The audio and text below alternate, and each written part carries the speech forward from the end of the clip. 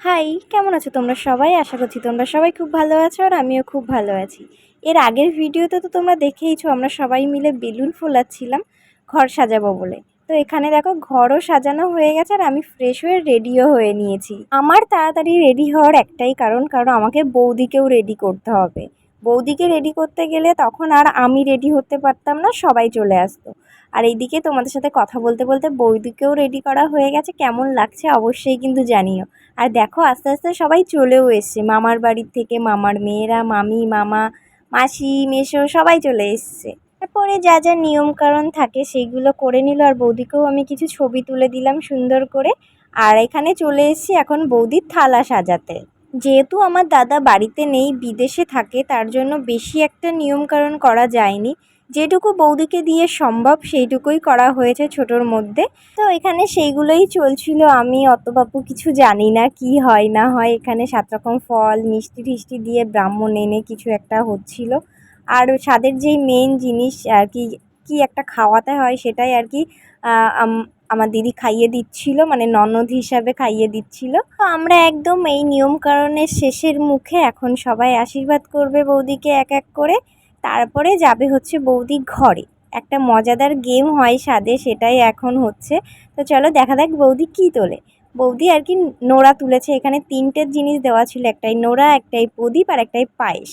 এক এক জায়গায় এক এক রকম নিয়ম হয়, বৌদিদের এখানে এরকমই নিয়ম ছিল। তারপরে আমরা সুন্দর করে থালাগুলোকে সাজিয়ে দিলাম।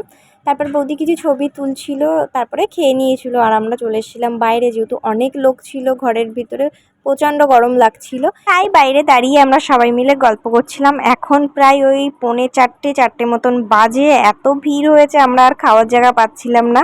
কোনো রকমে 1-4টে সিট পেয়েছি। আমি আছে আমার মামার মেয়ে, ওর হাজব্যান্ড আর একটা বৌদি বসেছিলাম খেতে। মেনুতে ছিল মাছের মাথা দিয়ে ডাল, তার সাথে চিপস, পটল চিংড়ি, পাবদা মাছ, রুই মাছ, চাটনি, পাঁপড়, মিষ্টি, পায়েস, আইসক্রিম। স্বাদে অনেক জায়গায় মাংস দেয়, কিন্তু আমার মাসিরা মাংস দেয়নি। তারপরে ওই দিনকে আর কোনো ভিডিও করা হয়নি। এটা হচ্ছে তারপরের দিন সকালবেলা। এখন আমরা খাচ্ছিলাম চা খেয়ে আমরা একটু ঘুরতে বেরিয়েছি। এখানে আমার একটা মাসির বাড়ি আছে আর একটা মাসির বাড়ি, তো সেখানেই যাচ্ছিলাম। তো ওখানে গিয়ে ওর ছেলে 5 মিনিটও দাঁড়াতে দেয়নি, আমরা আবার বাড়িতে চলে এসেছিলাম। এসে স্নান টান করে আমি একটু ঘুমিয়ে পড়েছিলাম। আর এইদিকে এসে দেখি যে ছাদে জামা প্যান্ট তুলতে এসেছি, এসে দেখি কি পরিমাণে মেঘ করেছে। আর আসতে না আসতেই ঝড় বৃষ্টি শুরু হয়ে গেছে। আর সবাই বসেছিল দুপুরবেলা সবাই খেতে, বাইরে বসেছিল, বাট এমন ঝড় উঠেছে সবাই উঠে বারান্দায় চলে এসছে। তারপর এখানে আমরা সবাই মিলে গিফট আনবক্সিং করছিলাম। বেশ ভালোই লাগে এই জিনিসগুলো দেখতে। এটা হচ্ছে তার পরের দিন, যেদিনকে আমি বাড়িতে চলে আসব। আর সেই দিনকে দুপুরবেলা খেতে বসেছিলাম। তার আগের দিন সেই ঝড় বৃষ্টি হয়েছে, তারপরে আর কারেন্ট আসেনি বলে আর কোনো ভিডিও করা হয়নি, ফোনে চার্জও ছিল না। তো দেখো তোমাদের সাথে কথা বলতে বলতে আমি বাড়ি যাওয়ার জন্য বেরিয়েও পড়েছি। তারপরে চলে এসেছিলাম বনগা। এখান থেকে হাঁটতে হাঁটতে যাচ্ছিলাম ওই পারে অটো ধরার জন্য।